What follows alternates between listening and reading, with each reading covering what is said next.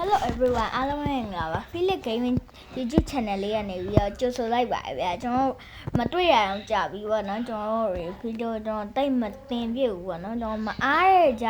နေပြီးတော့ကျွန်တော်ဗီဒီယိုအခုလုံးနေရတာမဟုတ်လို့ပေါ့နော်ကျွန်တော် channel လေးကို like and subscribe လေးလုပ်ပေးကြပါအောင်ပေါ့နော်ခေကျွန်တော်အခုရှင်လုံးကျွန်တော် Dragon လို့ကြိုလာပြီးကျွန်တော် white belt လောက်ကမယ်ပေါ့နော် white belt လောက်ဖို့ဆိုလို့ရှင်ကျွန်တော် TK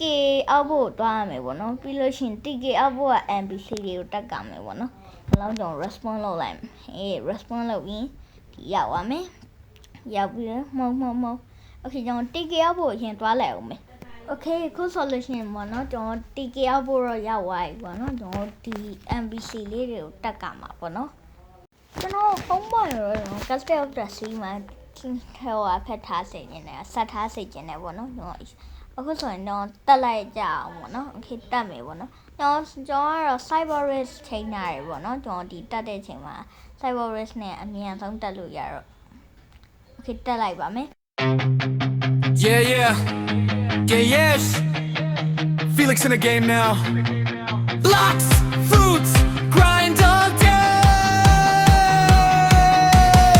Let's go Spot now like the island I couldn't tell the risk came the right stage and I gotta get it fruit power unlock yeah I'm feeling so strong and a minute another run I'm too gone sword in my hand combo hit fast PP time they never last sky jump high dash like flash victory screen yeah get that cash level up never slow down grinding all day I don't mess around crew with me we wanna see king of the pirates that's gonna be we go up go no stopping now black fruits road to run this town fight when shine feel that heat every battle got me on repeat whoa going up feel sound roadblocks vibe turn it loud game on fire can't come down Felix Gaming wear the crown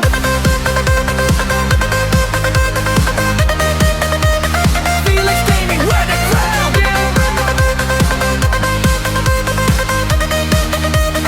Felix Gaming wear the crown PP fight 1v1 let's go skill cover clean yeah steal the show observation on I can see your move Okay ကျွန်တော်အကောင့်20လောက်တော့ကျွန်တော်တက်လိုက်တယ်ပေါ့နော်ကျွန်တော်အဲ့ဆိုလို့ရှိရင်ကျွန်တော်ဟိုက Castle of the Sea ကိုပြန်သွားမယ်ပေါ့နော်ကျွန်တော်ပြီးလို့ရှိရင်ကျွန်တော် Hydra Island က Dragon Dojo ပြန်သွားပြီးတော့ကျွန်တော် White Bag ကိုကျွန်တော် climb လို့ရပြီပေါ့နော် White Bag ကိုယူလို့ရပြီပေါ့ဒါပထမဦးဆုံးအပေါက်ပေါ့နော် Okay ကျွန်တော် Dragon Dojo သွားကြအောင်Okay ကျွန်တော် Dragon တလုံးတော့ဖြစ်တယ်ဗျာစကားရောမှာတော့ Dragon Dojo တော့ရောက်ပြီဗျာ Okay ဘယ်လို 0% တော့ကျွန်တော်တို့ကတော့ပြီးတော့ကျွန်တော် era နည်းနည်းတောက်သွားတယ်ပေါ့နော်ကျွန်တော်ပြီးတော့ကျွန်တော်အမှနောက်တက်နေကြတော့ climb လုပ်လိုက်တယ်ကျွန်တော် white bag ကိုရသွားတယ်ပေါ့နော်ဟိုလိုမှာပေါ့နော်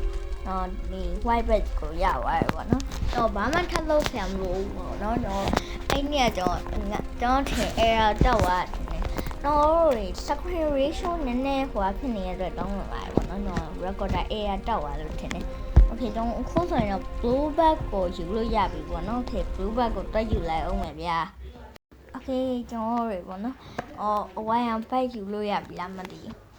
20ရာခိုင်နှုန်းပဲရှိသေးတယ်ပေါ့နော်။ဒီ wire bag ကပေါ့နော်ကျွန်တော်ဒီ Terra Shot တွေဒီ Sea Event တွေ Sea War တွေကိုတီးရတာပေါ့နော်။ Okay ကျွန်တော်အခုဆိုရင်တော့ရလောက်ပြီပေါ့နော်။ကျွန်တော်လည်း Terra Shot 2កောင်းလောက်ကြီးထားတာဆိုတော့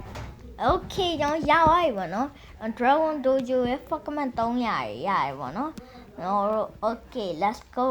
Okay ကျွန်တော်ဟိုကနေ Dragon Hunter နဲ့စကားပြောလို့ရပြီပေါ့နော်။တေဗီတော်ပြီလို့